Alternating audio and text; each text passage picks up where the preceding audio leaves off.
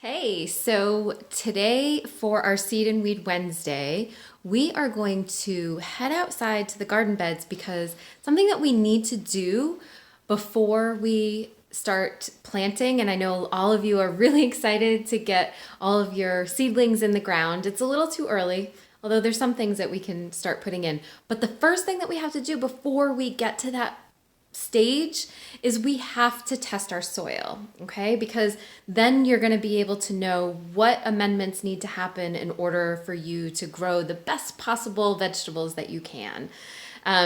If you've had a problem area in your garden, then you'll want to submit that separately. So every state has a state university cooperative extensions. So here in Connecticut, that's Yukon Cooperative Extensions. And I will link that into this so that you guys can see where you can get the instructions and the form that you have to fill out and you send it in. Here in Connecticut, it costs $12, but they'll give you a full analysis of your soil in terms of pH and nutrients. It doesn't tell you like if you have contaminants from chemicals and things like that. You can get that done, but it's going to cost you extra, and you should contact them to find out what it is that you need to do for that, okay? So we are just talking about your standard soil test today. So what we're going to do is we're going to go outside, and I don't know, it's been kind of windy, so I don't know if the wind is going to interfere with my sound. But what you're going to see me do is go to different sections of the garden and dig down to 8 to 10 inches and take a soil sample. And we're going to mix all of those soil samples together from the garden. And you want to have at least 1 cup of soil to send in so that they can test it. You're going to put it in a Ziploc bag and you're going to label it. So mine will be labeled garden, vegetable garden. And that's it. But again, like if you have a problem area that things just don't grow the same as the rest of your garden, I would advise that you send that separately. Don't mix it in with the rest and send it separate. So it can be vegetable garden problem area or whatever it is that you want to label it as, just so that you have separate analysis done so that you can make amendments in the proper way. But typically your garden is going to have the same needs throughout if you've been caring for it and tending to it in the same way. So that's it. So all you need is a Ziploc bag, a bowl that you can mix the soil in, or a bucket, a spade so that you can dig down. You want to get that 8 to 10 inches of depth. And that's it, a permanent marker to label your bag. And then you're done. Okay? So let's head outside and try and do that. Okay, so you're going to see that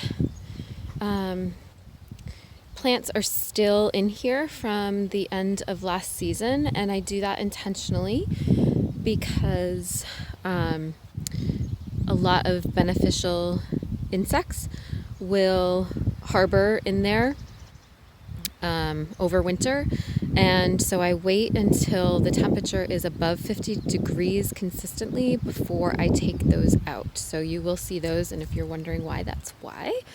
Unless I have a pest problem. In that case, I will take out the old plants and try to treat the soil to prevent that from, so that those pests do not come back in my next season. And then I also won't plant the same thing. So here's what I'm going to do. I'm going to take from every corner of each of my beds and then from the center of each bed. I'm going to take just a little bit of soil, like a handful of soil in each of those. And again, mix them all together until I have about a cup. And I have 4 garden beds that I'm going to be sending in the soil samples for. So I'm going to go ahead and do that and show you what I come up with. Okay, so here is the dirt that I have collected, the soil from each of the gardens. And you want to mix it up, and you'll see I had lots of critters in here. I'm trying to do this while I'm also filming. Tricky. Anyway, there is a worm in here. So you want to, oh, here he is. You want to check and make sure that you aren't sending off any living creatures as best you can. You want to keep those worms in your garden. So I'm going to put him back. Oh, got another one here. Okay, put you back. So yeah, that was a great surprise to see all the worms in my soil. That is wonderful. That's a great sign. Those are so good for building your soil. So you just want to mix it all together.